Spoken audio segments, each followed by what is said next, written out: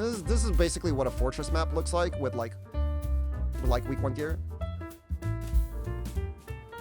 Remember, I don't have support gems, right? In this, if I support gems, it looks like way better. So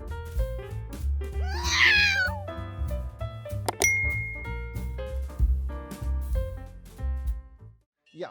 So the POB is pretty much done. Here's the whole entire Phys DoT archetype. Phys DoT has always been bad in the game for one reason.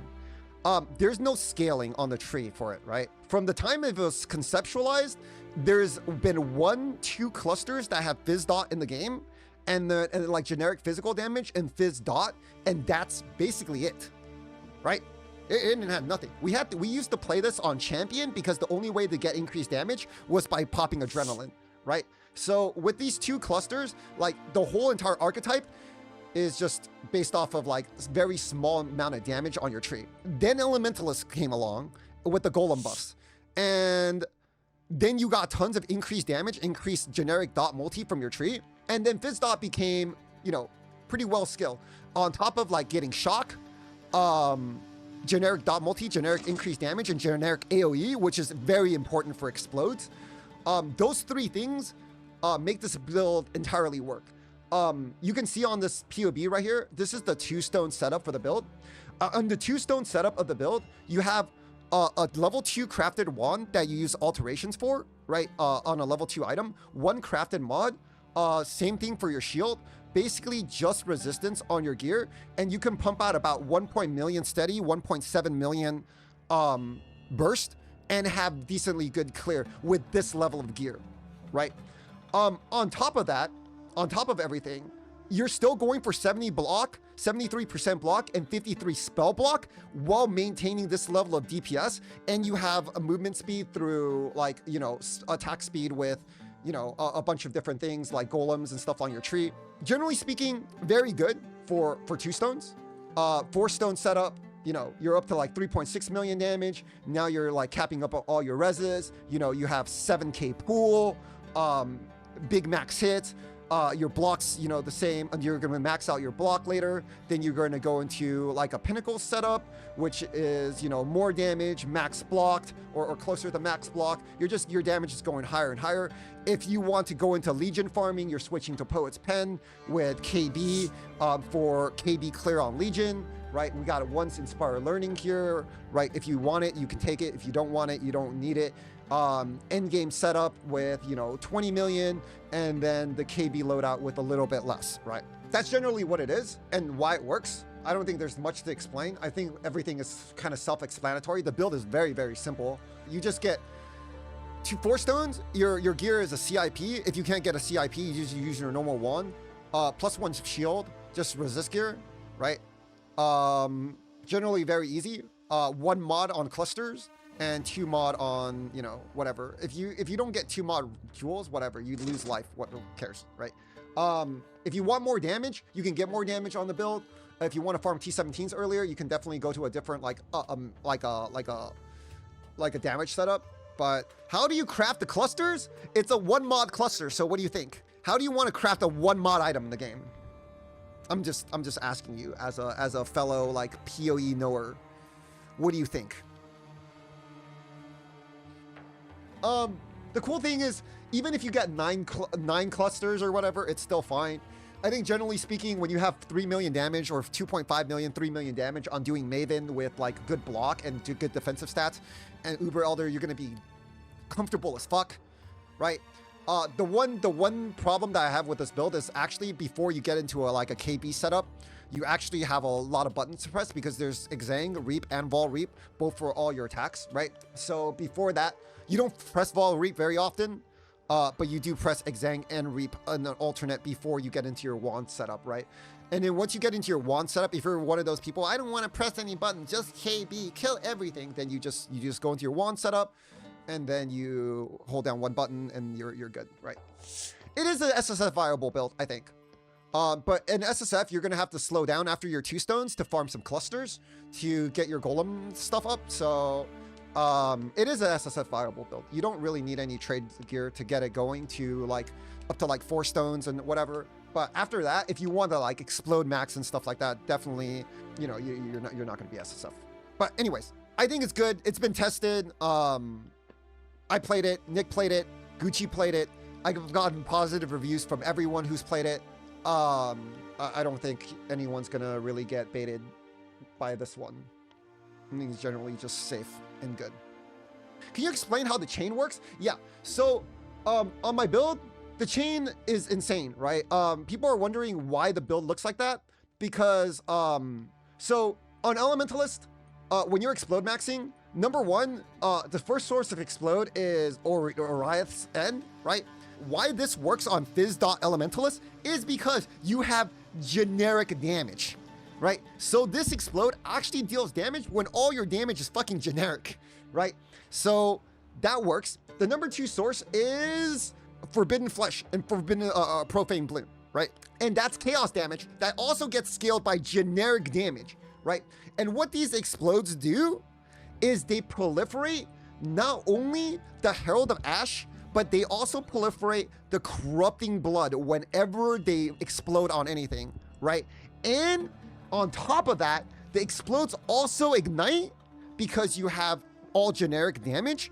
So you have Ignite Prolif plus Corrupting Fever plus Herald of Ash all in a big ass AoE everywhere you go, and everything is just dead everywhere, right? So all you need to do is just Frost Blink across the map as fast as you can and everything dies. There is nothing in the game that I played in the past 2 leagues that's even close in terms of like what you can do and with like buffs up, right? This includes KB. It's even better than like the crit explode maxers because they don't have the proliferation for monster respawns and stuff like that on the ground, right? But this does. It has like it has the freaking proliferation for Herald of Ash. It has the proliferation for freaking Corrupting Blood, and it has the proliferation for Ignite, right? With Ignite proliferation on your gloves. So those are the 3 sources of like explode and proliferation that freaking just make this build just utterly just stupid. It's honestly just stupid, right? Forbidden Flesh is going to be about 50 divs. It probably is. It probably is. You know? Let me ask you a real question.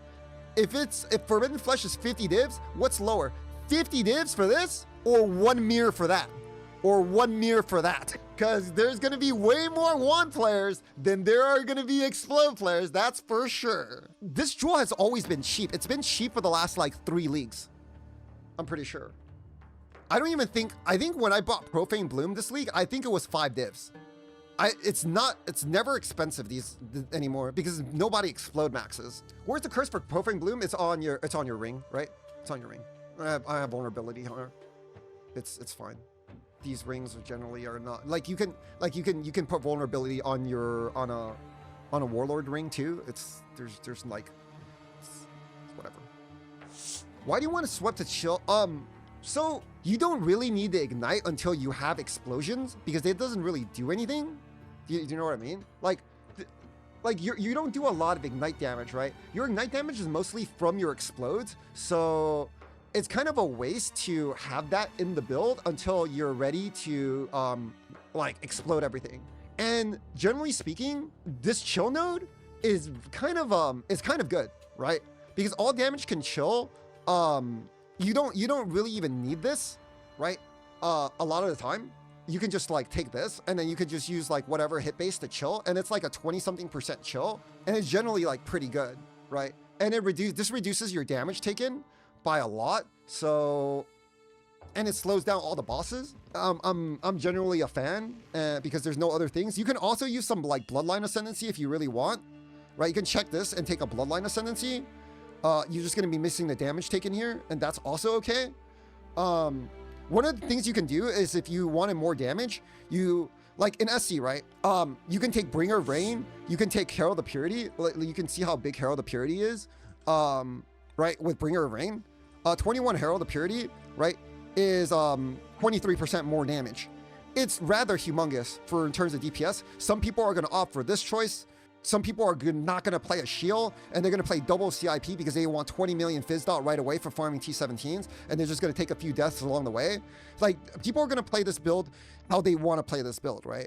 But I'm just giving you a general guide of what the build is and what it turns into. What Bloodline would I take? I would take the, for damage, I would definitely take the Chaos one so I can spam Vault Reap more. And I think that one's good. Here's the one thing, right? Right now, this single target damage is really whatever, right? But I do think there is going to be a graph that's going to make the single target damage feel a lot better. Because I looked at some of the graphs and they actually have giga damage, right? They actually have giga damage. And the cool thing about them was that this build is going to be really good for every single Phys graph because it does have Pride, which is a huge amount of more damage taken, 42% plus aura effect, and it does have a 40 to 50% shock, and it does have vulnerability. And vulnerability has inherent bleed chance, which will give you an ailment off the big slam.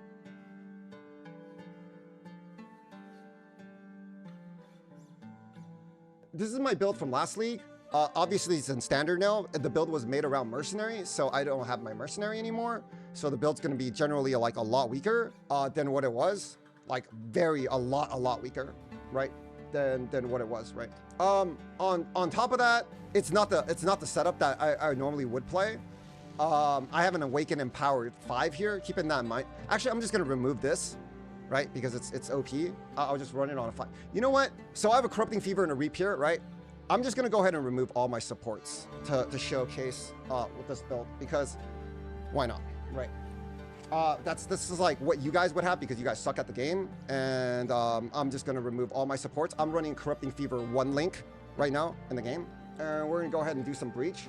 And keep in mind, this is a 1 link, and it's not gonna look that good, right?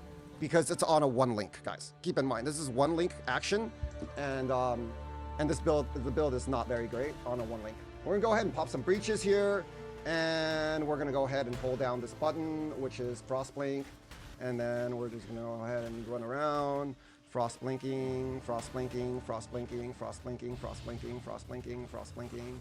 As you can see, in 3 breaches, all the monsters are dead. Few builds in the game can sustain 3 breaches. HH does not matter on this. It does like absolutely nothing, except to give me fucking like freaking attack 3 buffs. It doesn't fucking do anything. It's a freaking Phys build, man. I used it for freaking speed, and that's it. I used it for this. This is why I use HH. Because my build can actually keep up with this, going this fast. And you can get an headache, clearing 4 breaches like that. That is why I use HH, okay? I don't use HH for fucking damage. I use HH for that, right? As you can see, 4 breaches are cleared. 1 link damage. That's my build on a 1 link. Yeah, as nice as all your guys' builds are, have fun keeping up with that. Have fun keeping up with that. I'll go ahead and do a T17 too, I guess, on a 1 link, just for shits and giggles, I guess. I have no buffs right now, and I cleared just as well as like with it. Okay, this is T17. I don't know if I'm gonna survive the Elder Circles because Elder Circles freaking pain. But yeah, but like, you know, it's like T17, T16, whatever, bro. Doesn't matter. You're just gonna blink around the whole entire map. The whole entire map's gonna die. You're basically RF on fucking crack cocaine. With like you're like cocaine bear, like wherever you go, because you're just blinking through the whole entire map, and everything just freaking dies, and nothing is alive in the game because you're you know, Phys Elementalist and not some caca that people are trying to tell you to play. Anyways, keep in mind, this is a 1 link showcase. I might die here. I don't know, man. I haven't done a boss like on this build in a long time.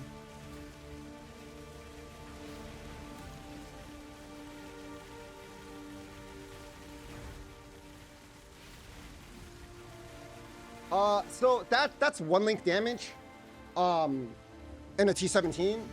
So my Atlas is full map effect on top. So it is what it is. Next league, you don't use Whispers. Next league, it doesn't use it in the end game setup. So it uses like a normal neck because I'm gonna go hybrid. These ones are easy to craft. They're not very hard to craft. Phys ones are like are generally like pretty easy. Especially if you don't care about the spell damage or if you don't care about really high spell damage. This one is just the forced fossils into an Aug Phys into another Aug Phys, but the second Aug Phys is a 1 in 3 or 1 in 5 to get like T2 or whatever. I finished the PConc build though, if you guys didn't see it. I think I did a pretty good job on this league's version. The frenzy version, which I don't think is going to be too expensive. Of course, no weapon. This is like, I don't know, getting a chaos fracture, getting freaking and rolling like strength into like bristle matron. Same thing, like, you know, very easy to craft, like generally easy to craft items, right? And a bunch of uniques. Betrayal Sting, Relicash is probably the most expensive one, but this build came out good. This is really good numbers, right? 80, 120 with recovery, right? You have like 3,000 recovery, 3,300 recovery per second on this build. I think it's generally going to be very, very comfortable. Like big dot damage. Penis. This number is going to go down slightly, and when you get the rune graph, the actual rune graph for +1 chain is going to go up slightly. So I think generally PConc is going to be like untouched with that rune graph. You're just going to spend a little bit more time, or it's a 3% nerf, but it's going to be like a 9% buff, but you're going to have to use 1 point. So generally, if you're going by 3.5% per point, it's going to be still going to be like, you know, 6.5% for that graft, which is like still okay, right? Basically, it's a nothing burger, this league, in terms of PConc. You play this, you get enough money, whatever, you go to Whispering Mamba, you start smashing face. The POB is done, it's tanky, it's good. Of course, you know, I don't inflate my shit. This is no guard. It's, you know, you have decent amount of evasion here, 18k with 54 blocks, suppression, big recovery. Generally well-balanced build, good for generally like everything. Not great, not the best at clearing, but generally okay.